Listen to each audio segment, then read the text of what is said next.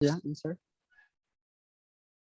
देखो इसका आंसर जो है ना आपको वो मतलब एक टर्म में नहीं आएगा, इसके अंदर दो दो वैल्यू कैलकुलेट करने पड़ेंगे। आप देखते जाओ, मैं जो बोल रहा हूँ उसको सुनो। क्या है, हमारे पास एक रिंग है जिसके अंदर एक एक पॉइंट पे करंट एंटर कर रहा है और दूसरे पॉइंट से करंट जो है निकल रहा है। तो क्लोज लूप और सर्कुलर लूप किसको बोलते हैं? क्लोज लूप और सर्कुलर लूप उसको बोलते हैं जैसे ये हमारे पास एक कोई लूप हो गया। अगर करंट इस पॉइंट से, राइट, करंट जो है इस पॉइंट से यहाँ से एंट्री कर रहा है और घूम करके वापस ऐसे गया और पूरा मूव करके यहाँ पे आया और फिर इसी पॉइंट से निकल गया, तो इसको हम बोलते हैं क्लोज लूप, सर्कुलर लूप और कॉइल, सर्कुलर कॉइल, कुछ भी बोलते हैं। इसके लिए हमारा फॉर्मूला वैलिड है। बट यहाँ पे क्या है, देखो अगर आप गौर से देखोगे तो करंट यहाँ से एंट्री कर रहा है, तो यहाँ पे पैरेलल कॉम्बिनेशन है। ठीक है, क्यों पैरेलल कॉम्बिनेशन है? कि आई करंट जो है ना यहाँ से डिवाइड हो जा रहा है। लेट से I1 इधर गया, ठीक है, और I2 करंट जो है इधर की तरफ चला गया। सो this is a parallel combination. ये क्या है? एक पैरेलल कॉम्बिनेशन है। तो अब हम, हमारे पास क्या तरीका है इसको सॉल्व करने का, इस क्वेश्चन पे अटेम्प्ट लेने का? हमारे पास ये तरीका है कि हम क्या करते हैं, इसके अंदर दो दो सर्कुलर जो है, दो दो सेमी सर्कुलर आर्क को बनाएंगे। इस डायग्राम को मैं फिर से बनाता हूँ।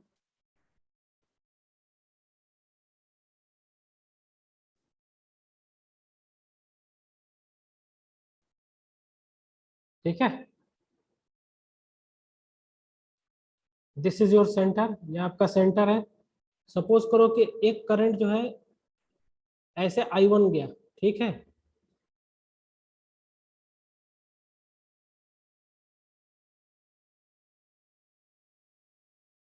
एक करंट I1 जो है ऐसे गया और ये पूरा रोटेट करके आया यहाँ पे इस पॉइंट पे, दिस इज पॉइंट बी, और ऐसे, और यहाँ से निकल गया। ठीक है, राइट, ऐसे एग्जिट हुआ। और ये कौन सा पॉइंट है? This is point A. तो यहाँ से जो करंट एंट्री करता है आई, ठीक है, दिस इज आई करंट, ये डिवाइड हो जाता है। अब ये इस रास्ते से I2 करंट गया और यहाँ से I1 गया।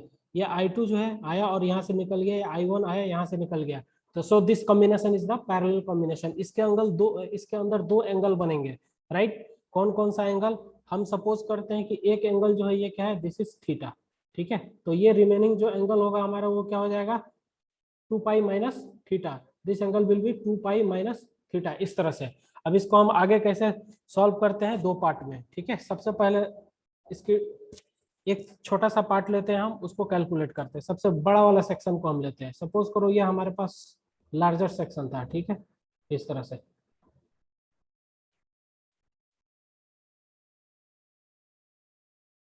यहाँ पे जो एंगल था हमारा वो क्या है, 2 pi minus theta. Angle is 2 pi minus theta, इस तरह से। और करंट जो है ऐसे जा रहा है, और कौन सा करंट आई जा रहा है, और ऐसे। ठीक है, इसके लिए अगर हम, अब हमारा जो फॉर्मूला है, ठीक है, वो फॉर्मूला क्या था? आर्क के लिए हम क्या यूज करते थे? Mu naught I alpha upon 4 pi r. ठीक है, इस तरह से यूज करते थे। तो सपोज करो दिस इज करंट I1, तो इसके करस्पॉन्डिंग जो मैग्नेटिक फील्ड होगा वो क्या होगा, B1 होगा। वो उसका फॉर्मूला क्या होता था, mu naught I alpha upon 4r, इस तरह से। If r is the radius, capital R is the radius. ठीक है, अब देखो हम यहाँ पे पुट करते हैं B1।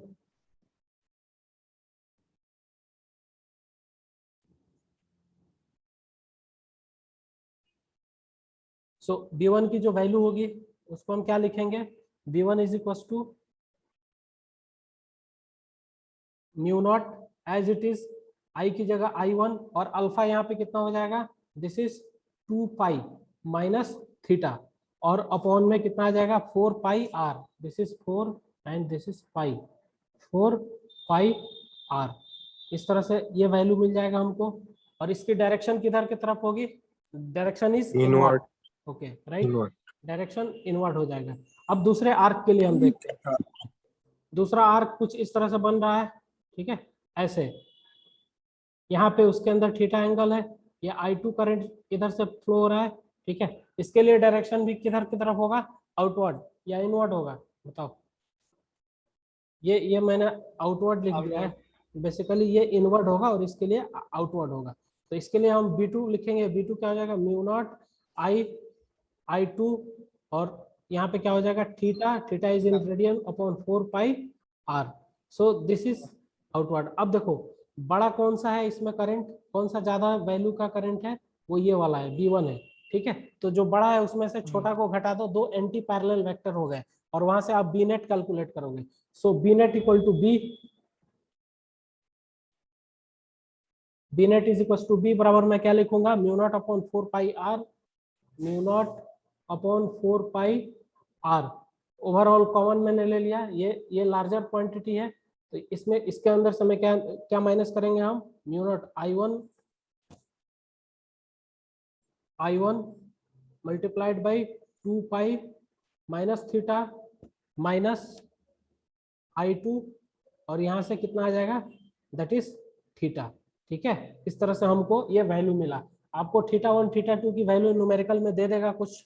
ठीक है, और डायरेक्शन किधर की तरफ होगा, दो एंटी पैरेलल वेक्टर जिसकी मैग्नीट्यूड ज्यादा होती है उसके तरफ डायरेक्शन होता है, तो डायरेक्शन किधर की तरफ होगा, इनवर्ट की तरफ। सो आप क्वेश्चन को ऐसे सॉल्व करेंगे, अगर आपको लगता है कि theta is equal to 30 degree, ठीक है, थीटा क्या है 30 डिग्री है, तो ये आपका आंसर आ जाएगा करीब करीब करंट I1 I2 में आपको आंसर मिल जाएगा। अब इसकी जो मेन जो एप्लीकेशन है उसको हमको देखना है, वो एप्लीकेशन क्या है, हम इलेक्ट्रिसिटी से इसके अंदर क्या क्या चेंजेस ला सकते हैं और किस कंडीशन में इसके अंदर क्या क्या वैल्यू होगा। ठीक है, फ्रॉम करंट इलेक्ट्रिसिटी, ये किस तरह का कॉम्बिनेशन है, it is the parallel combination. ठीक है, राइट। तो देखो मैं लिखता हूँ from current electricity, current electricity का कोई कॉन्सेप्ट नहीं यूज होगा, सिर्फ पोटेंशियल और current. From current electricity, current electricity से हम क्या लिख सकते हैं, this is like a parallel combination. From current electricity for parallel combination,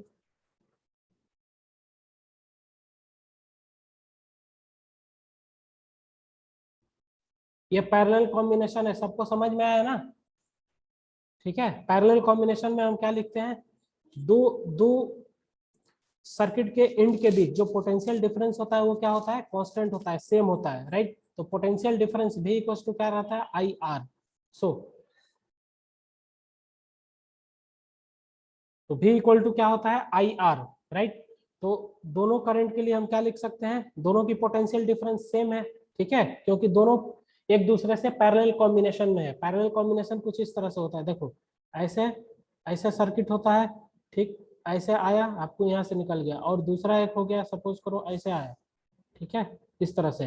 तो यहाँ पे अगर यहाँ से एक सेल से हम कनेक्ट कर दिए, ठीक है, अगर यहाँ पे 10 वोल्ट की है, V वोल्ट की सेल है, ठीक है, यहाँ पे V वोल्ट की सेल है, तो यहाँ पे 0 मान लेते हैं, ये हायर टर्मिनल पे क्या होता है, V वोल्ट हो गया, तो यहाँ पे क्या हो जाएगा, V वोल्ट, यहाँ पे कितना हो जाएगा 0।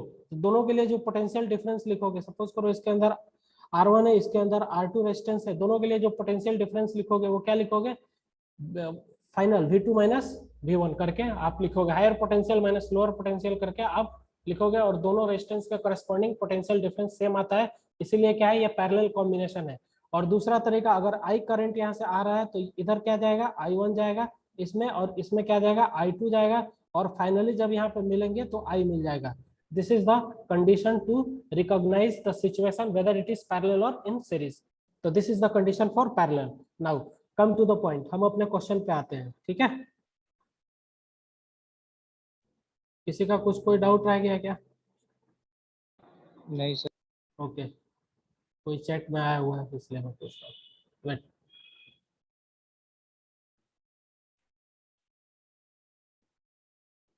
जिसका भी आंसर आया मेरा व्हाट्सएप पर सेंड कर दे, कोई इशू नहीं है। ठीक है, मैं चेक कर लूंगा बाद में, मुझे समझ में आ जाएगा कि आपका अटेम्प्ट क्या रहा है। अब देखो, अब इसके अंदर करंट इलेक्ट्रिसिटी से हमने क्या लिखा, I R1, ठीक है, I R1 बराबर I R2। तो जिसके अंदर जो है I1 R1 बराबर I2 R2, ये हम लिखेंगे ना। ठीक है, I2 R2, I1 करंट के करस्पॉन्डिंग जिस सेमी सर्कुलर आर्क से जा रहा है उसके अंदर रेजिस्टेंस R1 हम कंसीडर कर लेते हैं। यहाँ पे देखो इसके अंदर हम R1 थर्मो इलेक्ट्रिक रेजिस्टेंस, इसके अंदर R2 इलेक्ट्रिक रेजिस्टेंस कंसीडर कर सकते हैं। अब देखो यहाँ से I1 बराबर I2 हो गया।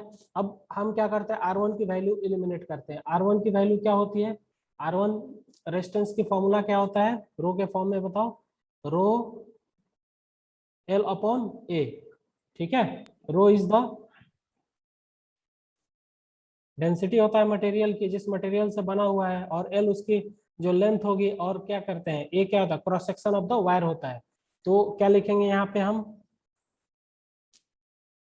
तो रो वन L1 की जगह क्या हो जाएगा बताओ, ये फर्स्ट वाला जो था ना, इसके अंदर L1 कैलकुलेट किया। L1 क्या होगा, इसका पूरा length, that is called L1। तो L1 कैसे निकालते हैं, थीटा इंटू आर, तो 2 pi minus theta into R1, ऐसे ही करेंगे ना। ये R होगा, रेडियस है, ठीक है, दिस इज R, और ये क्या है, R1 थर्मो इलेक्ट्रिक रेजिस्टेंस है, राइट। तो हम क्या लिखेंगे यहाँ पे, रो 2 पाई माइनस थीटा और R is equal to I2 as it is rho 2, ठीक है। और आर थीटा लेंथ किसका हो जाएगा, जो लोअर सेक्शन का जो सेक्टर का लेंथ होता है वो ले लेंगे, अपॉन ये यहाँ पे क्या होगा, A2 हो जाएगा, यहाँ पे भी क्या होगा, दिस इज A1। अब देखो इसके अंदर से R से R ये निपट गया, खत्म, खलास हो गया। इसके अंदर इक्वेशन जो हमारा बन रहा है वो क्या बन रहा है, दैट इज I1, और दोनों जो है किस मटेरियल का बना हुआ है, डिफरेंट मटेरियल का बना हुआ है। I1 2 pi minus theta, this is equal to R1 rho 1 upon A1 is equal to, ये कितना हो जाएगा, I2 theta, this is rho 2 upon A2। Let's say this is equation number 1, ये कोई इक्वेशन 1 हो गया हमारा। अब देखो इसके अंदर क्या क्या कंडीशन हो सकता है, ठीक है। इफ अगर दोनों मटेरियल सेम हो जाए, अगर मटेरियल सेम हो जाएंगे तो रो क्या हो जाएगा, सेम हो जाएगा, और जिस वायर से बना हुआ है उनकी क्रॉस सेक्शन भी सेम हो जाएगी, ठीक है। If rho 1 is equal to A1 बराबर रो 2 इज इक्वल टू A2, अगर सवाल में इस तरह का दे दिया है, रो 1 बराबर A1 बराबर रो 2 इक्वल टू A2, ठीक है। इसका मतलब क्या हुआ कि दोनों वायर जो है, ये जो पूरा दोनों जो सेमी सर्कुलर आर्क है, वो जिस वायर के बना हुआ है उनकी क्या है, मटेरियल सेम है, और दोनों की क्या है, रेशियो जो क्रॉस सेक्शन की है और मटेरियल की इक्वल है, तो दोनों सेम मटेरियल के बने हुए हैं, ठीक, राइट। देन फ्रॉम इक्वेशन 2, अगर ये इस तरह के कंडीशन आते हैं, रो 1 बराबर A1 बराबर रो 2 इक्वल टू A2, ठीक है, तो दूसरे इक्वेशन में अगर हम वैल्यू पुट करें, जो हमने इक्वेशन 2 लिखा हुआ है, ठीक है, हमारा इक्वेशन 2 ये है, इक्वेशन 1 कोई और था, इक्वेशन 1 हमने किसको कंसीडर किया हुआ था, स्लाइड चेंज करते हैं पीछे।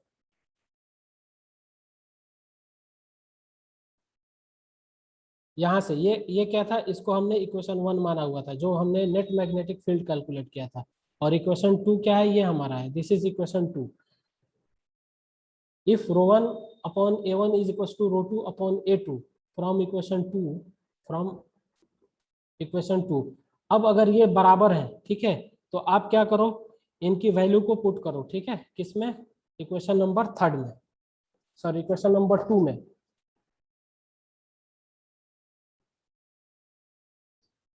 अब यहाँ पे देखते हैं हम, ठीक है, हमने क्या कैलकुलेट किया हुआ है, this is I1 minus theta 2 बराबर, wait for that, wait, I1 theta 1 इसके नेक्स्ट,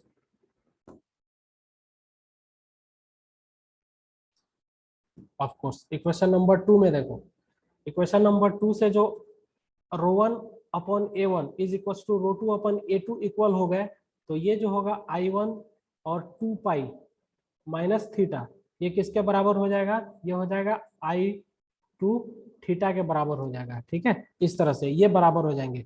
जब ये बराबर हो जाएंगे तो B जो होगा एट सेंटर क्या हो जाएगा, 0 हो जाएगा। B at centre equal to 0, कैसे 0 होगा, देखो स्लाइड बैक करता हूं मैं, ये वैल्यू जो है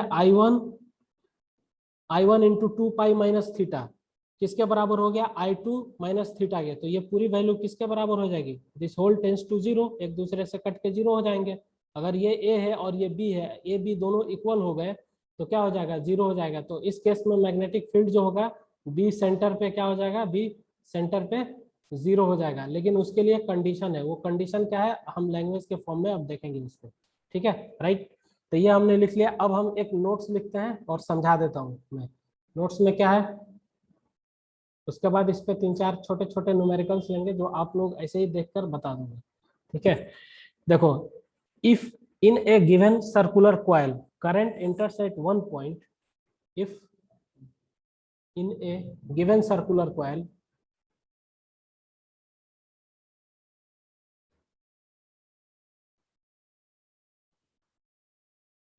current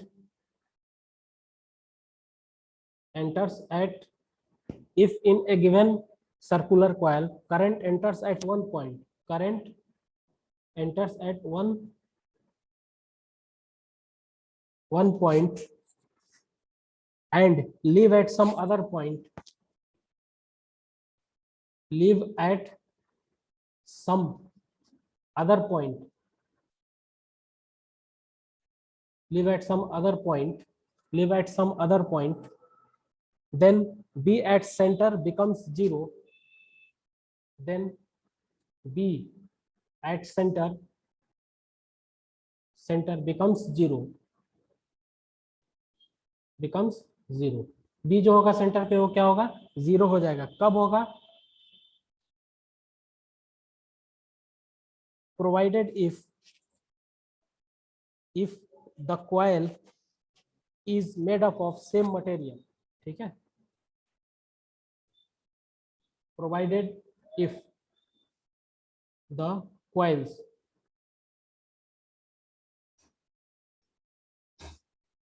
made up of same material and uniform cross section,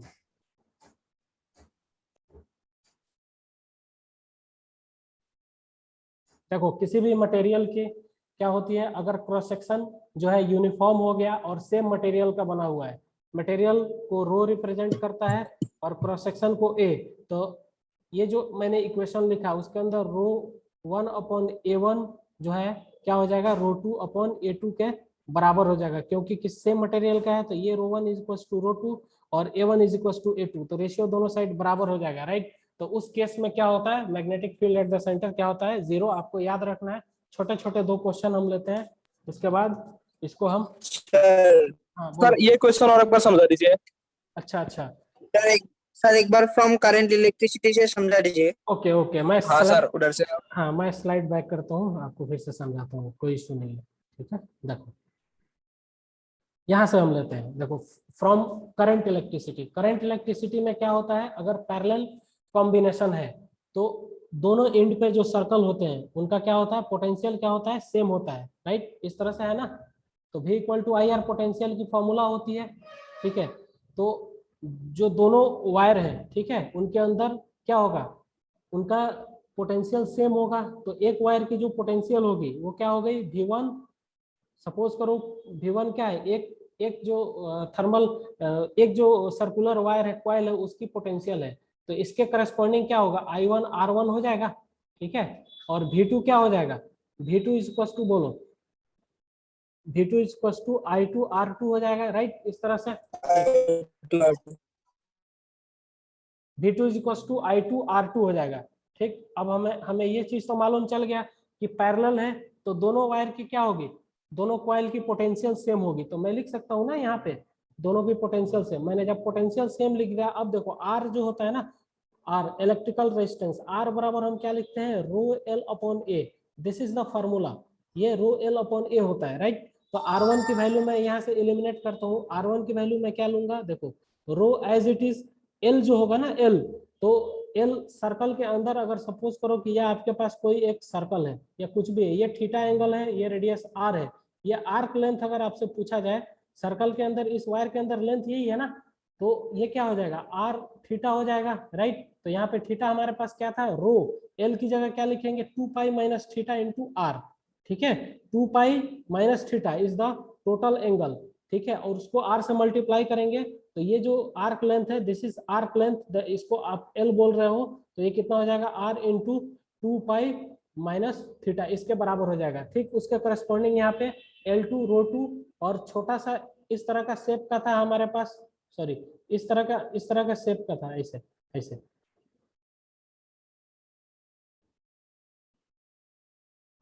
एक मिनट। हमारा दूसरा जो कॉन्सेप्ट था वो कुछ ऐसे वायर जा रहा था, ऐसे इस तरह से था, इस तरह से, और ऐसे निकल रहा था। तो इसके लिए जो हमारा एंगल था, ठीक है, दो दो दो कंडीशन थे, ऐसे ऐसे था, ठीक है, राइट, इस तरह से। एक मिनट, स्लाइड बैक करके मैं दिखाऊंगा, सबसे अच्छा तरीका है।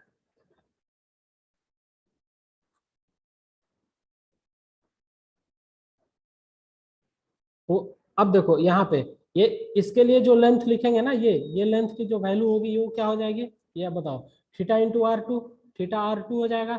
और अगर इसमें हम मल्टीप्लाई कर दें एल से, ठीक है, ये थीटा इंटू आर टू हो जाएगा। अब क्या करते हैं आगे, जब हमने यहाँ पे लिखा है रो आर वन, ठीक है, रो आर वन की वैल्यू क्या हो जाएगी, रो वन एल आर, ठीक है, अपॉन ए की जगह ए वन हो जाएगा। फर्स्ट कॉइल का क्रॉस सेक्शनल एरिया हमने A1 लिया है, दूसरे का जो है A2 लिया है। इसी तरह से रो लेंथ और L की जगह क्या, आर थीटा अपॉन ए, यहाँ से इस फॉर्मूला से आपको रिलेट करोगे, ठीक है, ये हो गया। अब यहाँ से आर आर कैंसिल हो गया, तो फाइनल जो है दिस इज I1 है, दिस इज I1 है, ठीक है।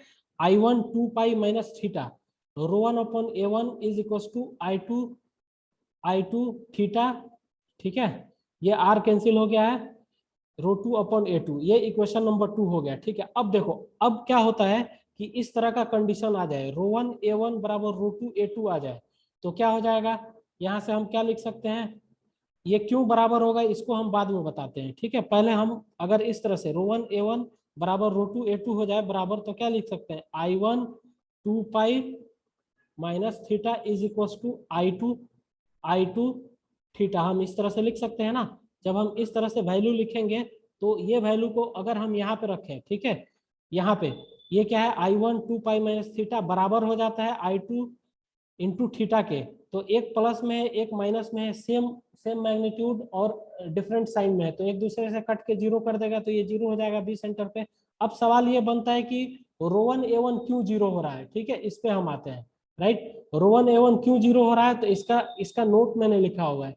If in a given circular coils, कोई भी अगर सर्कुलर कॉइल हमको दे रहा है, ठीक है, करंट जिसके अंदर एक पॉइंट से एंटर करता है दूसरे पॉइंट पे एग्जिट करता है, निकल जाता है, ठीक है, तो बी जो सेंटर पे हम कैलकुलेट करते हैं वो जीरो हो जाता है। क्यों जीरो हो जाता है, क्योंकि प्रोवाइडेड इफ, अगर उस क्वेश्चन में ये कह दे कि करंट जो है ना, करंट कैरिंग जो कॉइल्स है ना, वो क्या है, सेम मटेरियल का बना हुआ है और उनके अंदर क्या है, area cross sectional area uniform है, तो इसका मतलब सेम मटेरियल का बना हुआ है, तो rho one is equal to rho two, right, और यूनिफॉर्म क्रॉस सेक्शनल एरिया है तो A one is equal to A two, तो यहाँ से ये रेशियो बराबर हो जाता है और इसलिए ये जीरो हो जाता है। Have you got my point, समझ में आया आपको? हाँ सर। ओके, अब क्वेश्चन लेते हैं, एक दो क्वेश्चन ले लेते हैं फटाफट। आपको मैं समझाता हूँ उसमें। देखो, सपोज करो ये हमारे पास कुछ इस तरह का एक है कॉइल, ठीक है, ये क्या है, सर्कुलर लूप का कोई कॉइल है, करंट क्या है, यहाँ से एंटर कर रहा है, करंट यहाँ से एंटर कर रहा है आई, ठीक है, और एक करंट जो है यहाँ से एंटर कर रहा है, नहीं करंट यहाँ से एंटर कर रहा है और यहाँ से एग्जिट करेगा, करंट यहाँ से एंटर करता है और इधर की तरफ जो भी हो ट्रेवल करके क्या होता है, करंट जो है यहाँ से बाहर हो जाता है। और बी जो है, यहाँ पे बी है, B is the, this is C. अब ये क्या बना हुआ है, सेम मटेरियल का बना हुआ है, this square is made up of same material, यानी स्क्वायर के अंदर जो है सेम मटेरियल का स्क्वायर बना हुआ है। एक minute,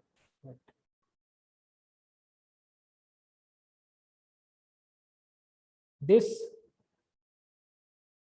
square loop is made up of same material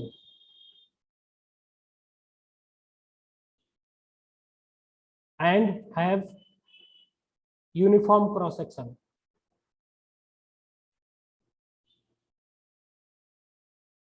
और यूनिफॉर्म क्रॉस सेक्शन है, राइट, इस तरह से।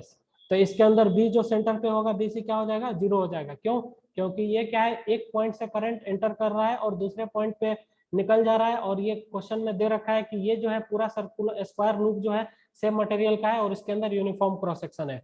ठीक इसी तरह से अगर आपको एक क्वेश्चन ऐसे दे दे ठीक है, मैं आपको सब नोट्स में मिल जाएंगे। यहाँ से करंट कोई एंट्री कर रहा है,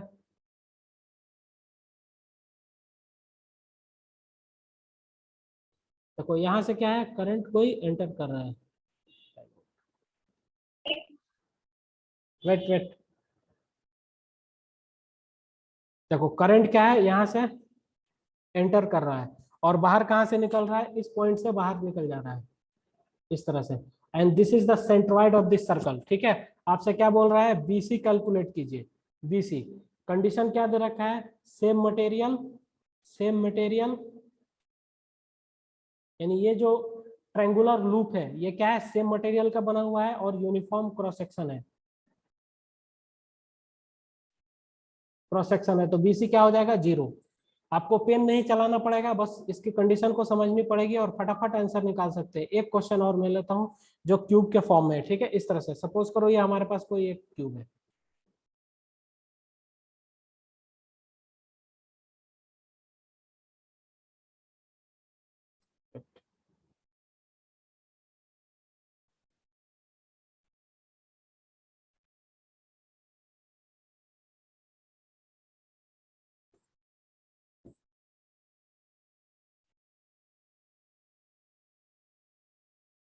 कुछ इस तरह से है, ये एक क्यूब है।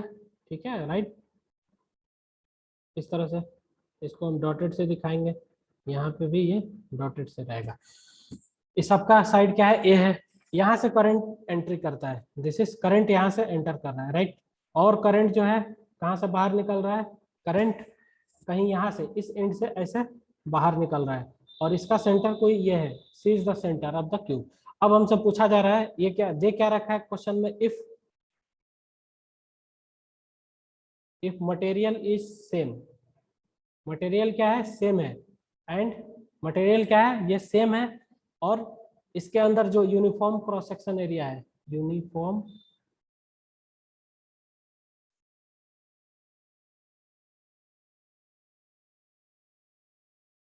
तो इसके लिए बी जो सेंटर पे होगा वो क्या हो जाएगा, 0 हो जाएगा। ठीक है, आपको ये चीज ध्यान में रखना है। आई होप आपको ये समझ में आया होगा कॉन्फ़िगरेशन, ये आपको नोट्स में मिल जाएंगे। ठीक, आपको मैं एक दो क्वेश्चन दे देता हूँ, आपको ट्राई करना होगा। एक क्वेश्चन मैं लिखता हूँ, बढ़िया क्वेश्चन है।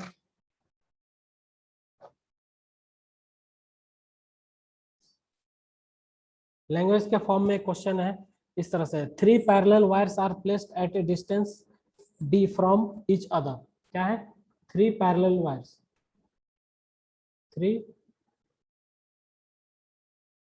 पैरेलल वायर्स है और तीनों के बीच क्या है, प्लेस्ड एट सेम डिस्टेंस, तीनों सेम डिस्टेंस पे रखे गए हैं, सेम डिस्टेंस डी। ठीक है, this is the first point question में, मैं लैंग्वेज नहीं लिख रहा हूँ।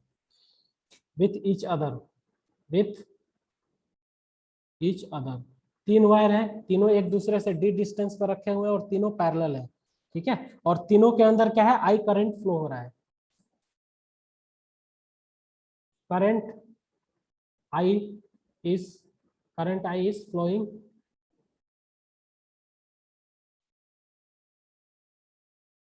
Through each wire.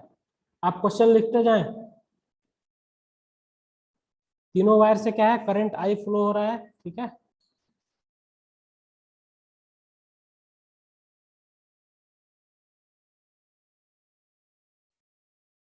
बट दो से सेम डायरेक्शन में है और तीसरे से क्या है, अपोजिट डायरेक्शन में है। ठीक है, इस तरह से कुछ दे रखा है क्वेश्चन आपको। ये मैं वो फर्स्ट वायर बना रहा हूँ, ये सेकंड वायर बना रहा हूँ और ये जो है थर्ड वायर है। तीनों के बीच क्या है, this is same distance, this is same distance, this is D, this is D and this is D, और तीनों से आई करंट जा रहा है, 2 से बाहर निकल रहा है, एक से अपोजिट डायरेक्शन में। इस तरह से आपको क्या करना है, इस point, this is B, this is C, centroid है, इस पे क्या निकालना है, you have to find out magnetic field, B आपको कैलकुलेट करना है एट सी पे। ठीक है, दिस इज योर होमवर्क। ना बनेगा तो मैं इसको खुद सॉल्व करूंगा। बहुत ही अच्छा क्वेश्चन है, सिंपल क्वेश्चन है। ठीक है, इसको नोट डाउन कर लीजिए। एक क्वेश्चन और मैं दे सकता हूँ आपको, जो थोड़ा सा इंटरेस्टिंग होगा।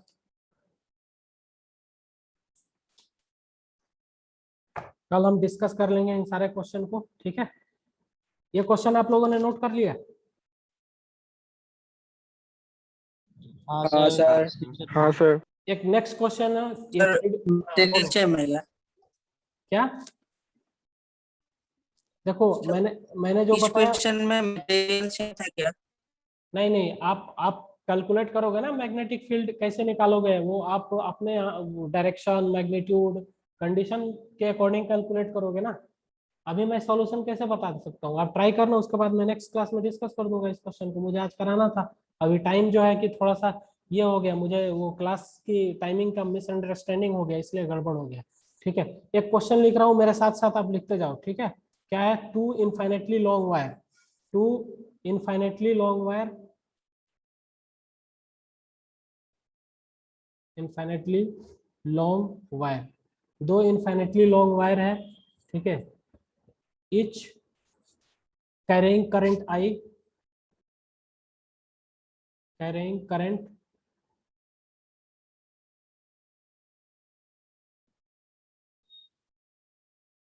I, दोनों से क्या है, करंट I फ्लो हो रहा है इन द सेम डायरेक्शन। किस डायरेक्शन में? In the same,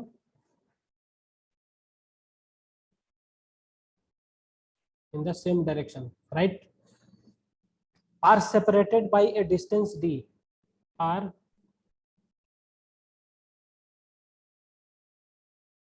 separated by a distance d, d distance है, उनको सेपरेट किया गया with each other, with each other, right. हमसे क्या पूछा जा रहा है? Determine the magnetic induction, determine the magnetic field या magnetic induction at a point P, किसी पॉइंट P पे मैग्नेटिक फील्ड या मैग्नेटिक इंडक्शन निकालना है, which is at a perpendicular distance r, which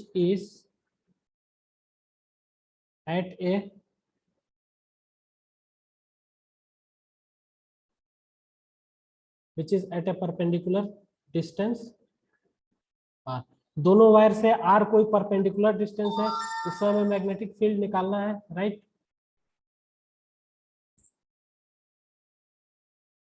देखो एक कंडीशन दिया है, r is greater than d/2, इस तरह से r जो है d/2 से ज्यादा है, ठीक है। अब इस क्वेश्चन को फटाफट नोट कीजिए, मैं क्लास को खत्म करता हूँ, चूंकि वो टाइम हो चुका है, मैंने 10 मिनट एक्स्ट्रा ले लिया है। हो गया? नोट हो गया? Thank you sir. ओके चलो, हाँ सर। Okay thank you. हाँ sir. Thank you sir. Thank you sir, bye. Okay bye bye.